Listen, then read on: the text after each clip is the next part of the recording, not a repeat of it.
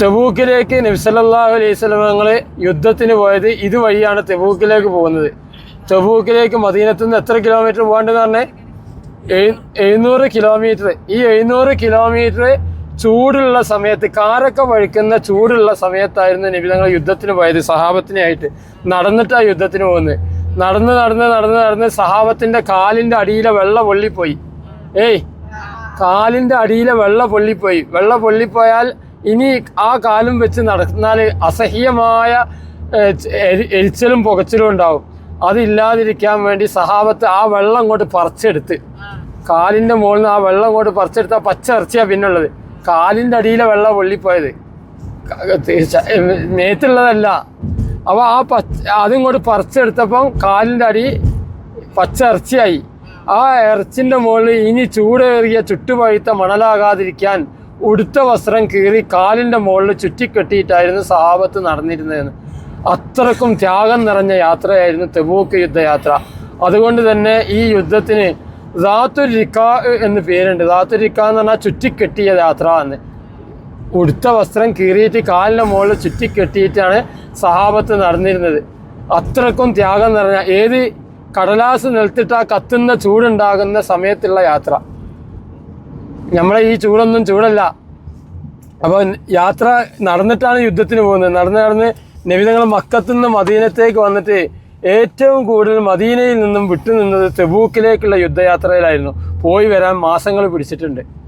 നടന്നിട്ടാണ് യുദ്ധത്തിന് പോകുന്നത്. പോയി വരാൻ മാസങ്ങൾ പിടിച്ച് മദീനത്തേക്ക് നബി തങ്ങൾ തിരിച്ചെത്തിയപ്പോൾ മദീനത്ത് പോകാത്ത കുറച്ച് ആളുകളുണ്ടായിരുന്നു. അവർക്കെല്ലാവരും കൂടി നബി തങ്ങളെ കാണാൻ കഴിയാഞ്ഞിട്ട് 1 മാസത്തോളമായി നബി തങ്ങൾ പോയിട്ട്. അങ്ങനെ നബി തങ്ങളെ കാണാഞ്ഞിട്ട് ഇങ്ങനെ വല്ലാത്ത പ്രയാസത്തിൽ നിൽക്കുന്ന സമയത്താണ് നബി തങ്ങൾ വന്ന വിവരം കേൾക്കുന്നത്. നബി തങ്ങൾ യുദ്ധം കഴിഞ്ഞ് വിജയത്തോടു കൂടി തിരിച്ചെത്തിയിട്ടുണ്ട് എന്നുള്ള വിവരം കേട്ടിയപ്പോൾ എല്ലാവരും ഓടിക്കൂടിയപ്പോൾ മണ്ണും പൊടിയും പാറിയ സമയത്ത് ചില സഹാബികളൊക്കെ മൂക്ക് പിടിച്ച് ഇങ്ങനെ നിന്ന്, മണ്ണ് മൂക്കിലേക്ക് കയറുന്നതിന്, മദീനത്തെ മണ്ണ് മൂക്കിലേക്ക് കയറുന്നതിന് മൂക്ക് പിടിച്ചിങ്ങനെ നിന്ന്. അവൻ മൂക്ക് പൊത്തിയ സഹാബത്തിൻ്റെ അടുത്തൊക്കെ നബി തങ്ങൾ വന്നിട്ട് കൈ തട്ടിയിട്ട് പറഞ്ഞു, ഇന്നലി ഉബാറുൽ മദീനത്തി ഷിഫാ ഉല്ലിക്കുല്ലി ദാ എന്ന് പറഞ്ഞു. മദീനത്തെ പൊടിപടലങ്ങളിൽ എല്ലാ രോഗങ്ങൾക്കും ഷിഫയുണ്ട് എന്ന് നബി സല്ലല്ലാഹു അലൈഹി വസല്ലം. അപ്പോൾ മദീനത്തെ മണ്ണിനും മദീനത്തെ വായുവിനും മദീനത്തെ അന്തരീക്ഷത്തിനും ഒക്കെ നബി സല്ലല്ലാഹു അലൈഹി വസല്ലം തങ്ങൾ വലിയ ബഹുമതിയും വലിയ ശ്രേഷ്ഠതയും പറഞ്ഞിട്ടുണ്ടായിരുന്നു.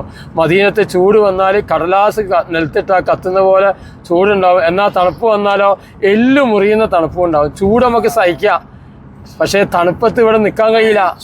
അത്രയും വലിയ തണുപ്പ് എന്തുണ്ടാവും? മദീനത്തുണ്ടാവും.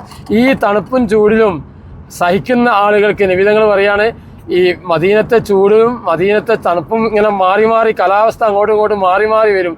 ഈ കാലാവസ്ഥയിൽ സഹിക്കുന്നവർക്ക് ഞാൻ ഷഫാഅത്ത് ചെയ്യാം എന്ന് നബി തങ്ങൾ പറഞ്ഞു. മദീനത്തെ കാലാവസ്ഥയിൽ ക്ഷമിച്ചാൽ മാത്രം മതി. മദീനത്തു നിന്ന് ഒരാൾക്കൊരു രോഗം ബാധിച്ച് ആ രോഗത്തിൽ അവർ ക്ഷമിക്കുകയും ചെയ്തിട്ടുണ്ടെങ്കിൽ 80 വർഷത്തെ ദോഷം പൊരുത്തപ്പെടുന്ന. അപ്പോൾ ചില്ലറ നാടെന്നല്ല മദീന എന്ന് പറഞ്ഞത്. ലോകത്തിലെ ഏറ്റവും പുണ്യമാക്കപ്പെട്ട നഗരിയാണ് മദീന എന്ന.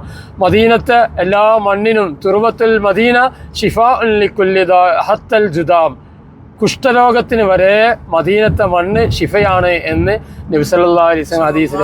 എന്നാൽ മക്കൾക്കാണ് എല്ലാ ശ്രേഷ്ഠതയും വിശുദ്ധ ഖുർആൻ പറഞ്ഞത്. മദീനക്കുള്ള ശ്രേഷ്ഠത നബി തങ്ങൾ മദീനത്തേക്ക് വന്നതിന് ശേഷം എല്ലാം നബി തങ്ങൾ ചോദിക്കുകയാണ്. ഖുർആനിൽ മക്കാണ് എല്ലാ ശ്രേഷ്ഠതയും, മുബാറക്കായ ഭൂമിയിൽ മക്കയെക്കുറിച്ചാണ് പറഞ്ഞത്. മക്കത്താണ് ഹജ്ജും ഉംറയും ഉള്ളത്, മദീനത്തെ ഹജ്ജും ഉംറയും ഇല്ല. മദീനത്ത് പിന്നെ എന്താ ഉള്ളത്? ഇതൊക്കെ പഠിപ്പിച്ചു തന്ന മുത്തുനബി സല്ലല്ലാഹു അലൈഹി വസല്ലം ഉണ്ട്. അതാണ് ഏറ്റവും വലുത്. സ്വർഗത്തിനേക്കാളും അർശിനേക്കാളും കുർസിനേക്കാളും ഒക്കെ വലുത് എന്താണ്? ഹബീബായ തങ്ങളാണ്. ആ ഹബീബായ തങ്ങളുള്ളത് എവിടാണ്? മദീനത്താണ് എന്നുള്ളതാണ് മദീനൻ്റെ പ്രത്യേകത. മുത്തുനബി സല്ലല്ലാഹു അലൈഹി വസല്ലം മദീനക്കുള്ള എല്ലാ ശ്രേഷ്ഠതയും നബി തങ്ങൾ ചോദിച്ച് ദ്വാരന്ന് വാങ്ങിയതാണ്. മക്ക ഞങ്ങൾക്ക് എത്ര ഇഷ്ടമുണ്ടായിരുന്നോ അതിൻ്റെ 2 ഇരട്ടി ഇഷ്ടം അള്ളാഹുവെ മദീനയോടാക്കി തരണേ. മക്കത്ത് നീ എത്ര ബറക്കത്ത് ചൊരിഞ്ഞിരുന്നോ അതിൻ്റെ 2 ഇരട്ടി ബറക്കത്ത് മദീനയിൽ ചൊരിയണേ എന്ന് പറഞ്ഞ് നബി തങ്ങൾ ദ്വാരുന്നു. മനസ്സിലായില്ലേ? അപ്പോൾ മദീനാണ് ലോകത്തിലെ തന്നെ ഏറ്റവും പുണ്യമാക്കപ്പെട്ട നഗരി. മക്കൾക്കാണോ മദീനക്കാണോ കൂടുതൽ ശ്രേഷ്ഠത ഉള്ളത് എന്ന് മഹാന്മാരായ പണ്ഡിതന്മാർ ചർച്ച ചെയ്തപ്പം മക്കയേക്കാൾ കൂടുതൽ ശ്രേഷ്ഠത മദീനക്കുണ്ട് എന്ന് മഹാന്മാർ പറഞ്ഞു. അതിന് കാരണം മക്കയും കഅബയും ലോകം മുഴുവനും പടക്കാൻ കാരണം മുത്തുനബി സല്ലല്ലാഹു അലൈഹി വസല്ലം തങ്ങളാണ്. ആ നബി തങ്ങളുള്ളത് മദീനത്താണ്. നിങ്ങൾ മനസ്സിലായില്ലേ? നബിതങ്ങളെ പേരിൽ ഒരാൾ ഒരു സലാത്ത് ചൊല്ലിയാൽ ആ നിമിഷം തന്നെ അള്ളാഹു തആല ഒരു മലക്കിനെ സൃഷ്ടിക്കുന്ന. എന്തിനാ സൃഷ്ടിക്കുന്നത്? ഈ സലാത്ത് നബിതങ്ങളെ ഹദറത്തിൽ വന്ന് പറയാൻ, നബിയെ ഇന്നാലിന്ന സ്ഥലത്തുനിന്ന് ഇന്നാലിന്ന ആള് തങ്ങൾക്ക് വേണ്ടി സലാത്ത് ചൊല്ലിയിട്ടുണ്ട് എന്ന് പറയാൻ. ഇങ്ങനെ ഒരു ദിവസം തന്നെ നമ്മൾ 100 കണക്കിന് സലാത്ത് അല്ലെങ്കിൽ 1000കണക്കിന് സലാത്ത് എല്ലാ മനുഷ്യന്മാരും ലോകത്തിൻ്റെ നാനാഭാഗത്തു നിന്നും ചെല്ലുക. കോടിക്കണക്കിന് മലക്കുകൾ ലോകത്തിൻ്റെ നാനാഭാഗത്തു നിന്നും മദീനത്തെ റൗളയിൽ മുത്ത് ഹബീബായ തങ്ങളടുത്ത് വന്ന് പറഞ്ഞ, ഇതാ ഇന്നാലിന്ന ലോകത്തിൻ്റെ നിഗന്ധങ്ങളിൽ നിന്ന് ഇന്നാലിന്ന ആൾ സലാത്ത്. ഈ മലക്കിന് പിന്നീട് എന്താ പണിയെന്നറിയോ? മദീനത്ത് വരുന്ന നബിതങ്ങൾ ഇഷ്ടം വെച്ച് വരുന്ന ആളുകൾ മദീനത്ത് നിന്ന് ദ്വാരിക്കുമ്പോൾ ആ ദുആക്ക് ആമീൻ പറയലാണ്. നമ്മൾ പച്ചക്കുബ്ബയും പരിസരവും എന്നൊക്കെ പറഞ്ഞിട്ടുണ്ടെങ്കിൽ, അല്ലെങ്കിൽ റൗള ഷരീഫ് എന്ന് പറഞ്ഞാൽ ചില്ലറ സംഗതിയൊന്നുമല്ല. കോടാനു കോടി മലക്കുകൾ ഓരോ നിമിഷത്തിലും കുനിഞ്ഞ് ഉണ്ടാകുന്ന സ്ഥലമാണ് ആ സ്ഥലം. അവിടെ നമ്മൾ എന്ത് ചോദിച്ചാലും ഉത്തരം കിട്ടുന്ന സ്ഥലം. നമ്മളെ ദീനും ദുനിയാവും ഒക്കെ നമ്മൾ ഇവിടുന്ന് ചോദിച്ച് വാങ്ങിയിട്ട് വേണം പോകാൻ. പണ്ടുള്ള ആൾക്കാരൊന്നും നബിതങ്ങളെ കാണാൻ വേണ്ടിയിട്ട് ഒരുപാട് ആളുകൾ മദീനത്ത് വന്ന് കൂടിയിട്ടുണ്ടായിരുന്നു. വേദഗ്രന്ഥങ്ങളിൽ നിന്നൊക്കെ നബിതങ്ങളെക്കുറിച്ച് പഠിച്ച് മനസ്സിലാക്കി വന്ന ആളുകളാണ്. പലരും നബിതങ്ങൾ കാണാതെ മരണപ്പെട്ടു പോയിട്ടുണ്ട്. ചില ആളുകൾ നബിതങ്ങളെ കണ്ടെത്തിയിട്ടുണ്ട്. അങ്ങനെ കണ്ടെത്തിയ ആളുകളിൽ പ്രധാനപ്പെട്ട ഒരാളായിരുന്നു സൽമാനുൽ ഫാരിസി റളിയല്ലാഹു അൻഹു. സൽമാനുൽ ഫാരിസി റളിയല്ലാഹു അൻഹു 360 വയസ്സുണ്ടായിരുന്നു. 360 വയസ്സ് വരെ ജീവിച്ച് നബിതങ്ങളെ കണ്ട് സഹാബിയായിട്ടാണ് അവരെന്ത് ചെയ്യുന്നത്? വഫാത്താകുന്നത്. എന്നാൽ നബിതങ്ങളെ കാണാതെ വഫാത്തായിപ്പോയ ഒരാളെ ഖബറാണ് ഇനി നമ്മൾ കാണാൻ വേണ്ടി പോകുന്നത്. 500 വർഷം അവർ നബിതങ്ങളെ ഖബറിൽ കാത്തുനിന്ന് 1400 വർഷത്തിലേറെയായി നബിതങ്ങളെ കണ്ടു കിടക്കുക. ഈസാ നബി അലൈഹി സ്വലാമിൻ്റെ ശിഷ്യന്മാരിൽപ്പെട്ട ഒരാളെ ഈസാ നബി മദീനത്തേക്ക് പ്രബോധനത്തിന് വേണ്ടി പറഞ്ഞയച്ച്.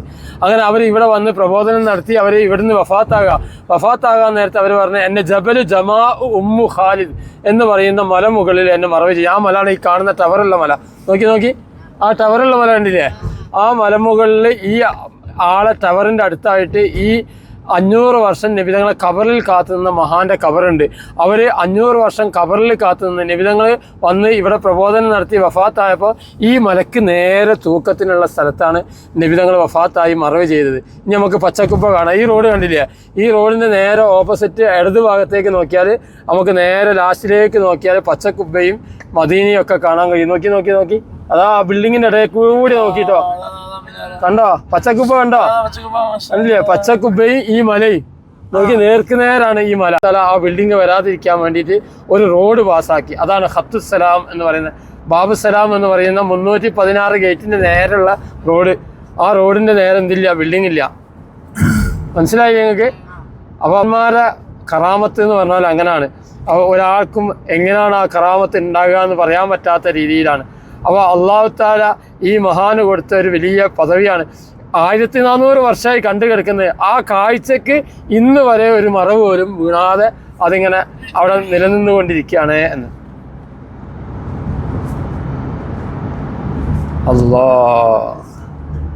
നിന്ന് 12 ആളുകൾ മക്കത്ത് പോയിട്ട് ഇസ്ലാം സ്വീകരിച്ച്. ഇതാണ് മദീനത്തെ ആദ്യത്തെ വിശ്വാസികൾ. ആ 12 ആളുകൾക്ക് ഖുർആനും ദീനും പഠിപ്പിക്കാൻ വേണ്ടി മക്കക്കാരനായ മിസ്അബ് ഇബ്നു ഉമൈർ റളിയല്ലാഹു അൻഹു എന്ന് പറയുന്ന സഹാബിനെ നബിതങ്ങൾ പറഞ്ഞയച്ച്. അവർ ഈ 12 ആളുകളെ കൂടെ ഇവിടെ വന്ന് എന്ത് ചെയ്തു? ഈ 12 ആളുകൾക്ക് ഖുർആനും ദീനും ഇവിടെ പഠിപ്പിച്ചു കൊടുത്ത് ഇവിടെ മദീനക്കാരെ മുഴുവനും ഇസ്ലാമിലേക്ക് ക്ഷണിച്ച് ഒരുപാട് ആളുകൾ മുസ്ലിമായി. നമ്മുടെ ഇടത് ഭാഗത്തൊരു ഈത്തപ്പന തോട്ടം കണ്ടില്ലേ? ഈ തോട്ടത്തിൻ്റെ അകത്തേക്കാണ് നമ്മൾ പോകുന്നത്. ഇൻഷാ അല്ലാഹ് ആ തോട്ടത്തിൻ്റെ ഉള്ളിൽ നമ്മൾ കയറാൻ വേണ്ടി പോവാണ്. അപ്പോൾ മിസ്അബ് റളിയല്ലാഹു അൻഹു മദീനക്കാരെ എന്ത് ചെയ്ത്? നബിതങ്ങളെക്കുറിച്ച് പറഞ്ഞു കൊടുത്തപ്പം നബിതങ്ങളെ കാണാതെ മദീനക്കാർ ഒരുപാട് ആളുകൾ ഇസ്ലാമിലേക്ക് കടന്നു വന്ന് മദീനത്തെ എല്ലാ വീട്ടിലും എല്ലാ ആൾക്കാരുടെ ഇടയിലും നബിതങ്ങളെക്കുറിച്ചുള്ള വിവരം കൊടുത്ത്. മക്കത്താണ് നബിതങ്ങളുള്ളത്. അപ്പം എല്ലാവരും നബിതങ്ങളെ കാണാതെ മദീനത്ത് ഇസ്ലാം സ്വീകരിച്ച്. ഇനി നമ്മൾ പോകുന്നത് മദീനത്തെ നബി സല്ലല്ലാഹു അലൈഹി വസല്ലം വരുന്നതിൻ്റെ മുമ്പ് ഒരു നാട്ടുകാർ മുഴുവനും മുസ്ലിമായി.